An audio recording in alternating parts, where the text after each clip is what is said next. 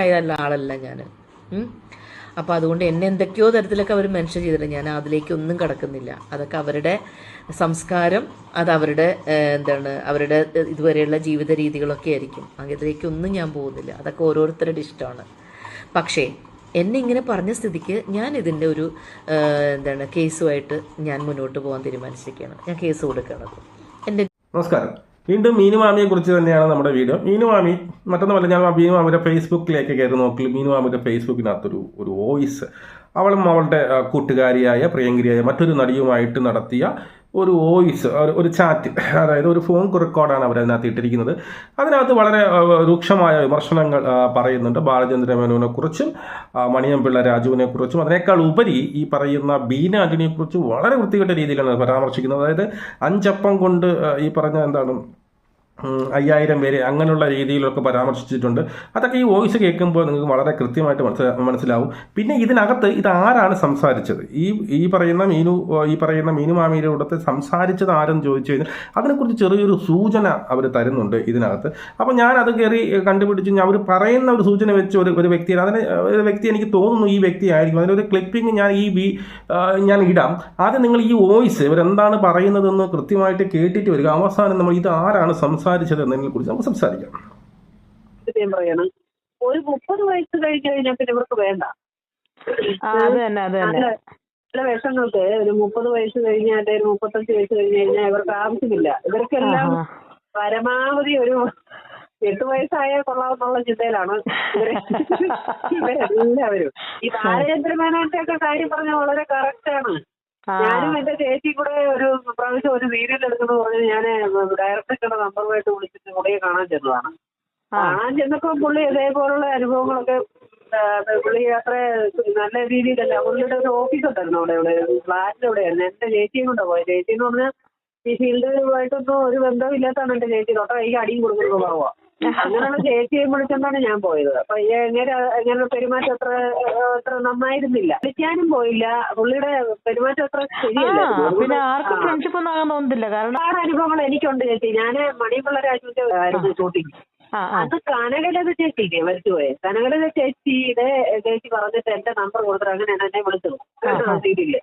അതും ഞാൻ എന്റെ ഒരു ചേച്ചിയെ കൊണ്ടാ പോയെ. ഒരു 7 മണി 8 മണിയൊക്കെ ആയപ്പോഴത്തേക്ക് പതുക്കെ എന്റെ ഫോണിനകത്ത് എന്റെ റൂമിലേക്ക് ഇത് പോകണം. ഞാൻ പഠിപ്പിള്ള ചേച്ചി വന്നു. ഞാൻ പറഞ്ഞ എന്താ അല്ല എന്റെ റൂം പ്രത്യേകം ഒന്ന് വരുമോ? ഞാൻ പറഞ്ഞേ അപ്പൊ എന്റെ ചേച്ചി എന്റെ റൂമിനകത്ത് അവളെ ഈ ബൈബിളും കൊണ്ടൊക്കെ നടക്കുന്നയാ. അവള് ബൈബിള് പുറത്ത് വെച്ച് പ്രാർത്ഥിച്ചോണ്ടിരിക്കുക. അപ്പൊ അവളിങ്ങനെ മുഖം ഉയർത്തി എന്നെ നോക്കി. ലൊക്കേഷൻ പോയി 10-12 കിലോമീറ്റർ ദൂരെയായിരുന്നു. അവിടെ ചെന്നപ്പോ മണിയമ്പിള്ള രാജു ഒരു മരത്തിന്റെ ചോട്ടിൽ ഇരിപ്പുണ്ട്. ഞാൻ ചെന്ന് അപ്പൊ ഞാന് ചെന്നിട്ട് ഞാൻ പറഞ്ഞു എന്താണ് ചേട്ടാ എന്തായിരുന്നു കാര്യം, എന്താണ്? അല്ല അത് നീ ഇങ്ങനെ വിളിച്ചിട്ട് ഫോൺ എടുത്തില്ല, എന്റെ മുറിയിലൊന്നും വന്നു പോലും ഇല്ലല്ലോ. ഞാൻ പറഞ്ഞു അത് ശരി, തുറന്നു പറയാൻ പറഞ്ഞപ്പോഴാ ചേച്ചി എടുത്തില്ല. അതാരാ കൂടെ വന്നത്? ഞാൻ പറഞ്ഞു എന്റെ ചേച്ചി. അല്ല നീ വന്നൊന്നും ഇല്ലല്ല, പിന്നെ എങ്ങനെ ശരിയാവുന്നു? അതുകൊണ്ടാ ഞാൻ പറഞ്ഞ തുറന്നില്ലായിരുന്നു. അങ്ങനെ ഞാനും എന്റെ ചേച്ചിയും കൂടെ കാറ് വീട്ടിൽ നിന്ന് നേരെ എന്നിട്ട് ഇപ്പൊ മണിപ്പുള്ള രാജുവിന്റെ വിചാരം ഞാനിക്ക് തിരിച്ചു വരുമെന്ന് മനസ്സിലായി. ചേച്ചിയെ വിട്ടിട്ട് ഒറ്റയ്ക്ക് എങ്ങനെ ചെല്ലുമെന്ന് വിചാരിച്ചു. എന്നെ കടന്ന് വിളിയോട് വിളി. അത് കഴിഞ്ഞ് വീട്ടിൽ വന്നപ്പോ വിളിക്കുന്നു, അസോസിയേറ്റ് വിളിക്കുന്നു, ഇവരെല്ലാരും വിളിക്കുന്നു. ഞാൻ പറഞ്ഞു ഞാനേ ഭയങ്കര വയറിളക്കം എനിക്ക്, ഞാൻ ആശുപത്രി അഡ്മിറ്റ് ആകുന്നു, വേറെ ആളിനെ നോക്കിയോളാം. അങ്ങനെ ഇങ്ങനെ ഓരോരോ കാര്യങ്ങൾ. അതിന്റെ വൈരാഗ്യത്തിന് വസന്തറ പിടിക്കുന്നത് ഞാൻ ഡോക്ടർ ജനാർദ്ദൻ സാറിന്റെ സീരിയലിൽ അഭിനയിക്കുമ്പോൾ കനകലത എന്റെ അമ്മയായിട്ട് അഭിനയിക്കുക. കനകലത എന്നെ അടിക്കുന്ന സീനുണ്ട്. ആ അടിക്കുന്ന സീനിൽ യഥാർത്ഥമായിട്ട് വീണിച്ചൊക്കെ കണ്ടോണ്ടിരിക്കുന്നു. ഒറ്റ അടി എന്റെ മൂക്ക് പൊട്ടി ചോര വന്നറിയാമോ? ആ വൈരാഗ്യത്തിന് ആ പെണ്ണുമ്പുള പൈസ വല്ലതും കടിച്ചിട്ടുണ്ടാവും എനിക്കറിയില്ല. അങ്ങനെയൊക്കെ ഇതിനകത്ത് എത്രമാത്രം ദുഃഖം ഞാൻ അനുഭവിച്ച് ജീവിക്കാൻ പറ്റുന്നത്. ആ പെണ്ണുമ്പിള്ളാണ് ഈ മണിപ്പുള്ളി എന്റെ ഫോൺ നമ്പർ കൊടുത്തതും അതായത് അങ്ങനെ ഞാൻ തരണം ചെയ്ത് എത്രമാത്രം സ്ട്രോങ് ആയിട്ട് പിടിച്ചു നിൽക്കുന്നവർക്ക് ഒരിക്കലും ഒരു ചാൻസ് ഇല്ല. നടിച്ചു ജനങ്ങളൊക്കെയാണെങ്കിൽ ഇവരുടെ കാലെ തൊട്ട് വന്നിക്കുന്നു പൊട്ട ജനങ്ങള്.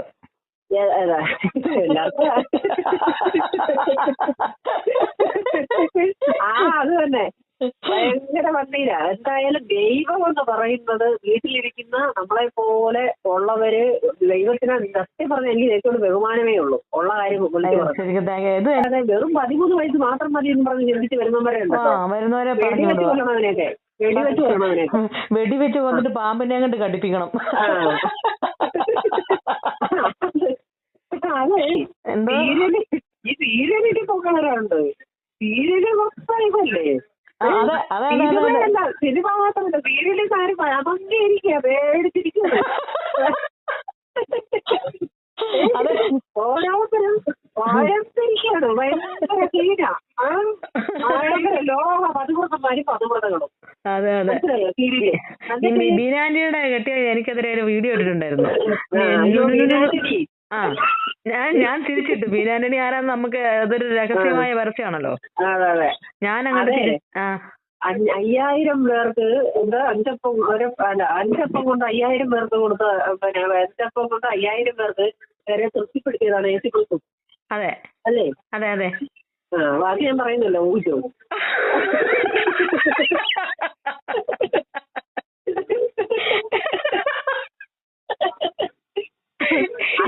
അതെ, ഈ ബീനാന്റിന് എന്ത് പറയാനുള്ള യോഗ്യത? എന്തൊരു കാന്താമൃഗത്തിന്റെ തൊലിക്കെട്ടി, പിന്നെ ഭയങ്കര തൊലിക്കെട്ടിയാ. സിദ്ദിഖിനെ കെട്ടിപ്പിടി നാണയില്ലേ. ഇവളൊക്കെ കാരണമാണ് നമ്മളെ പോലുള്ളവർക്ക് ഇതുപോലെ ദുരന്തം ഉണ്ടാവുന്നറിയോ.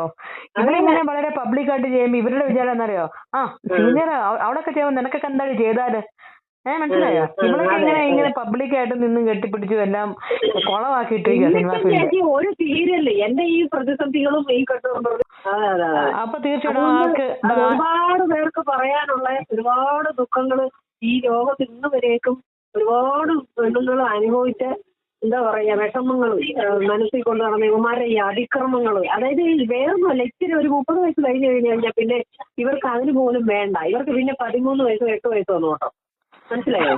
അതേപേദം വെളിയിലുള്ള പിന്നെ ഇംഗ്ലീഷ് പടങ്ങൾ കണ്ടു നോക്കും. എന്നുവെച്ചാൽ ഇവന്റെ ഭാര്യയെ ഈ മറ്റേ ചന്ദ്രനിൽ നിന്ന് നൂലിൽ കെട്ടി ഇറക്കിയതാണ് അഭിനയിക്കാൻ വേണ്ടി മാത്രമായിട്ട്. ഒന്ന് ആലോചിച്ച് നോക്കിയേ, അവന് ഈ മറ്റുള്ള സ്ത്രീകളുടെ വേദന എന്താന്ന് അവൻ അറിയത്തില്ല ശരിക്കും. ഇവനെയൊക്കെ ഈ ഇൻഡസ്ട്രിയിൽ നിന്ന് ചവിട്ടി വെളിയിൽ ഇവൻ വെറും ഭാര്യയുടെ ഇതായിട്ട് പൊയ്ക്കൊണ്ടിരുന്നതാണ്. സിദ്ദിഖിനെ കെട്ടിപ്പിടിച്ചുകൊണ്ട് നിന്ന അതൊന്നും ശരിയായ നടപടിയല്ല. അതൊന്നും എന്താ പറയുക, ഇനി എത്ര അടുപ്പമുള്ള ഒരു ഇതാണ് എങ്കിൽ പോലും അത്തരം ചില നിലപാടുകളൊക്കെ പബ്ലിക്കിനെ കാണിക്കാൻ വേണ്ടി. അപ്പോൾ നിങ്ങൾ കേട്ടല്ലോ, ഇതിനകത്ത് അവർ പറയുന്നതെന്ന് വെച്ച് കഴിഞ്ഞാൽ ഈ പറയുന്ന കനകലത എന്ന് പറഞ്ഞ ഒരു പിമ്പായിരുന്നു, ഒരു കൂട്ടിക്കൊടുപ്പുകാരിയായിരുന്നു എന്നുള്ളതാണ് ഈ രണ്ടുപേരും എന്ന് പറയുന്നത്. എവിടെ സംസാരത്തിൽ നിന്ന് എനിക്ക് മനസ്സിലായത് ഈ പറയുന്ന മീനു മാമിയുടെ അതേ കാറ്റഗറിയിൽ പെട്ട് വരുന്ന ഒരു നടി തന്നെയാണ് ഇതെന്ന് പറയുന്നുണ്ട്. അവരുടെ സങ്കടം ആ സംസാരത്തിൽ നിന്ന് എനിക്ക് മനസ്സിലായി. അവരുടെ സങ്കടം 30 വയസ്സ് കഴിഞ്ഞിട്ട് അവരാരെയും വിളിക്കുന്നില്ല എന്നുള്ളതാണ് സങ്കടം. അവർക്ക് കൊച്ചു പിള്ളേരെ മതി, ഇവർക്കൊക്കെ കൊച്ചു പിള്ളേരെ മതി, നമ്മളെ ആരെയും വിളിക്കുന്നില്ല എന്നൊരു സങ്കടം, എന്നൊരു രണ്ടുപേർക്കുള്ള സങ്കടമായിരിക്കും. അത് ഇവരുടെ സംസാരത്തിലുടനീളം നമുക്ക് തെളിഞ്ഞ് കാണാൻ സാധിക്കും. അവരെ ആരെയും വിളിക്കുന്നില്ല എന്നുള്ളത്, അവർക്ക് കൊച്ചു കുട്ടികളെ മതി എന്നുള്ളതാണ് അവർ പറയുന്നത്. അതിനുശേഷം ഇവർ പറയുന്നത് ഈ പറയുന്ന കനകലത കൂട്ടിക്കൊടുപ്പുകാരി എന്ന് പറയുന്നുണ്ട്. അതുപോലെ തന്നെ ആ ക്യാപ്റ്റൻ പിന്നെ മണിയമ്പിള്ള രാജു എന്ത് ചെയ്തു എന്നെ ഇതിലോട്ട് വിളിച്ചു എന്ന് പറയുന്നുണ്ട്. അതുപോലെ തന്നെ ബീന ആന്റണിയെ കുറിച്ച് വളരെ മോശമായിട്ടുള്ള വിമർശനം പിന്നീട് ആരോപണങ്ങൾ ഉന്നയിക്കുന്നുണ്ട്. അതിൻ്റെ അടുത്ത് ഇവർ പറയുന്നുണ്ട് ഇവർ അഭിനയിച്ച ഒരു സീരിയല് വസുന്ധര മെഡിക്കൽസ് എന്ന് പറഞ്ഞൊരു സീരിയലിൽ ഈ കനകലതയാണ് എന്നെ ആർക്ക് കൂട്ടിക്കൊടുത്തത്, ഈ പറയുന്ന ക്യാപ്റ്റൻ മണിയമ്പിള്ള രാജുവിന് കൂട്ടിക്കൊടുത്തത്. അവിടെ ഞാൻ പോകാത്തത് കൊണ്ട് ഈ കനകലത ഇവരുടെ അമ്മയായിട്ടാണ് അന്നെന്തോ അഭിനയിച്ചത്. അപ്പോൾ എന്നെ അടിച്ചു, അവരൊരു സീനുണ്ടായിരുന്നു, അതിന് എൻ്റെ ചെകിട്ടത്ത് അടിച്ച ഒരു സീനുണ്ട്, അതൊരു മനഃപൂർവ്വം അടിച്ച് എൻ്റെ മൂക്കിൽ കൂടെയൊക്കെ ബ്ലഡ് വന്നു എന്നൊക്കെ പറഞ്ഞുകൊണ്ട് ഒരു സംഭവം അതിനകത്ത് പറഞ്ഞു. അപ്പോൾ ആ സീന് ഞാൻ പിന്നെ നമ്മൾ നോക്കിയില്ലേ, ഇത് ഏതാണ് ഈ വസുന്ധര മെഡിക്കൽസ് എന്ന് പറഞ്ഞ് പോയി തിരക്കിയപ്പോൾ ഏതാണ്ട് 2009 10-16 വർഷം മുമ്പ് നടന്ന ഒരു സീരിയലാണ്, ഏഷ്യാനെറ്റിൽ വന്ന സീരിയലാണ്. ശ്രീദേവിയാണ് പിന്നെ ശ്രീവിദ്യയാണ് അതിനകത്ത് ഏറ്റവും മെയിൻ റോൾ അഭിനയിച്ചത്. അതുപോലെ എനിക്ക് ലെനയൊക്കെ ഉണ്ടെന്ന് തോന്നുന്നു. അങ്ങനെ കുറേ ഈ പറഞ്ഞ കുറേ ഇപ്പോഴത്തെ ഫിലിമിലുള്ള കുറേ സ്റ്റാറുകൾ അതിനകത്തുണ്ട്. പിന്നെ അതിനകത്തൊക്കെ ഈ കനകലെന്ന് അടിക്കുന്ന ഒരു സീനുണ്ട്. ആ സീൻ ഞാൻ ഇവിടെ കൊടുക്കുന്നു, നിങ്ങൾ നോക്കി. ഇവരെ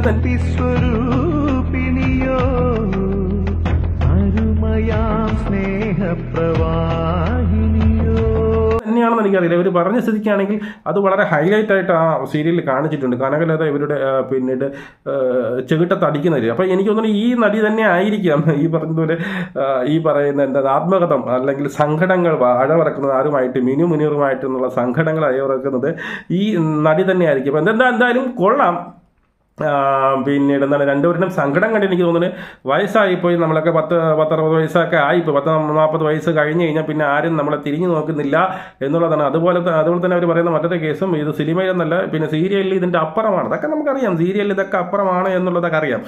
ഇവരുടെ സങ്കടം ഇവരെ ഇപ്പോൾ ആരും വിളിക്കുന്നില്ല എന്നുള്ളതാണ്. നമുക്ക് വീണ്ടും കാണാം. ജയ് ഹിന്ദ്.